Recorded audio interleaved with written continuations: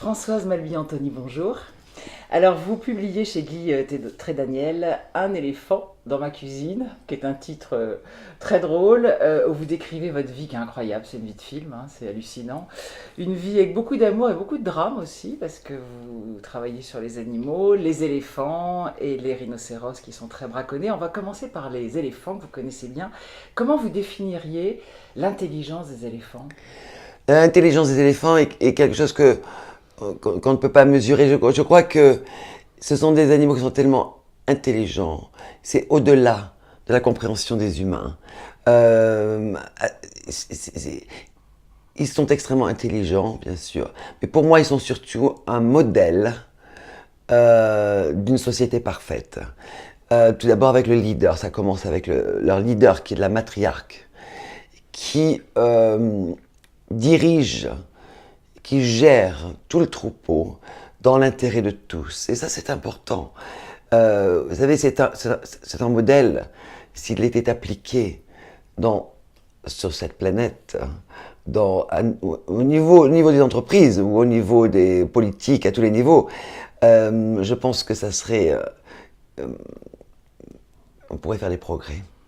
On pourrait presque parler d'une sagesse des éléphants. Tout à fait, sagesse, tout à fait, sagesse, le respect également.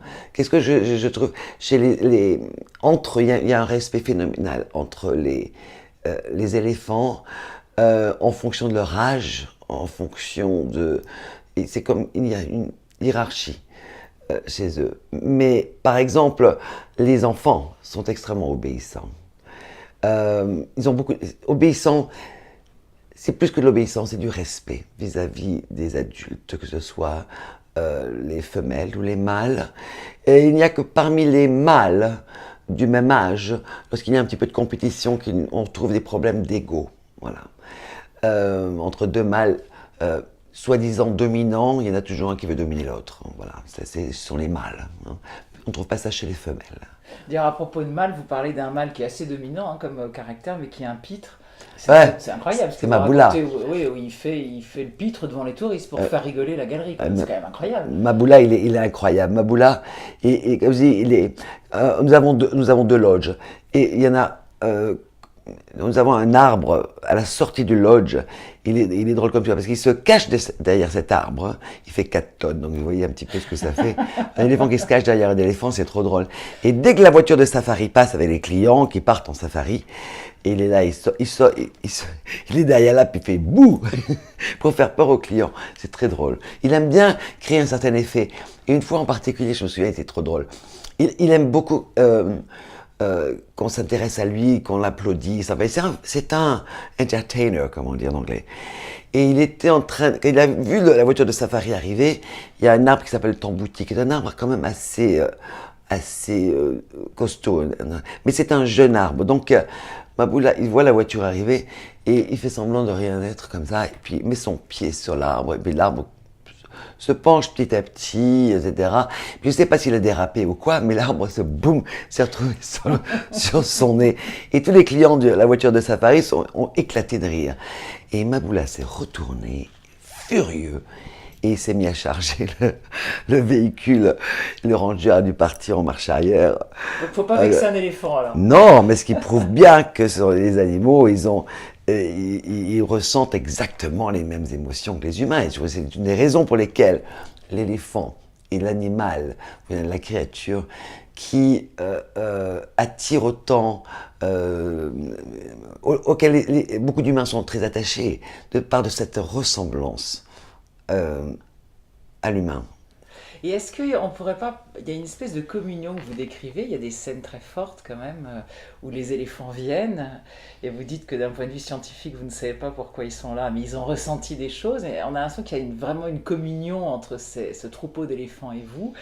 Est-ce qu'on pourrait parler d'un sixième sens, Tout d'une à espèce de fait. communication Tout qu'on à ne fait. connaît pas encore bien d'un point de vue scientifique, mais c'est Exactement. frappant dans votre livre. Tout à fait. Ça, vous l'avez vraiment vécu. Tout à fait, absolument. Quand les éléphants sont venus payer leur respect 2 jours après le décès de mon mari, c'est comme si quelque chose s'était arrêté à Tula Tula. Le cœur de Tula Tula s'était arrêté de battre en même temps que celui de Lawrence. Donc, disons que Les éléphants l'ont ressenti, c'est une évidence. Quand on connaît la relation extraordinaire que Laurens avait créée avec ces éléphants, il faisait partie du troupeau, il était l'un des leurs.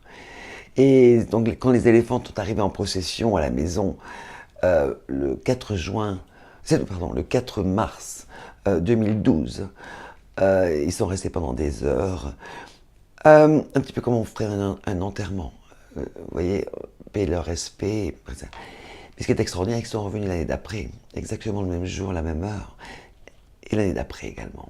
Donc 3 ans d'affilée, ces éléphants sont venus payer leur respect le même jour, la même heure, au même endroit. Pour C'est quand rendre même hommage à celui qu'ils aimaient. pour rendre hommage à l'un des leurs. Voilà. Et il n'y a pas d'explication scientifique, il n'y en a pas. Mais ce que je veux vous dire, un truc intéressant, c'est que il y a une quinzaine d'années, Laurens avait eu une interview avec une journaliste sud-africaine et qui, après avoir vu la relation qu'il avait créée avec ses éléphants, lui a dit à Laurens, ou elle a écrit dans son article, le jour où Laurens mourra, les éléphants viendront montrer leur, to pay their respect, non, to show their grief, montrer leur, comment on dit en français, montrer leur peine, voilà, montrer leur peine. Ils vont venir payer leur respect, voilà. C'est quand même extraordinaire. Et 15 ans plus tard, c'est exactement ça qui s'est passé. Donc c'est un de ces grands moments, des phénomènes inexplicables, de manière scientifique il y en a tellement, même dans le livre, il y en a énormément. Vous savez, ne serait-ce que cet éléphant qui s'est retrouvé dans ma cuisine, ça aussi, il n'y a aucune explication scientifique. Comment est-ce qu'un petit bébé de 7 jours peut se retrouver dans mon jardin, perdu, alors que la mère ne le recherche même pas, le troupeau ne le recherche même pas. Quand on connaît leurs moyens de communication des éléphants, c'est un mystère. C'est un mystère total. Bon, j'espère qu'on va bientôt résoudre tous ces mystères. Merci beaucoup.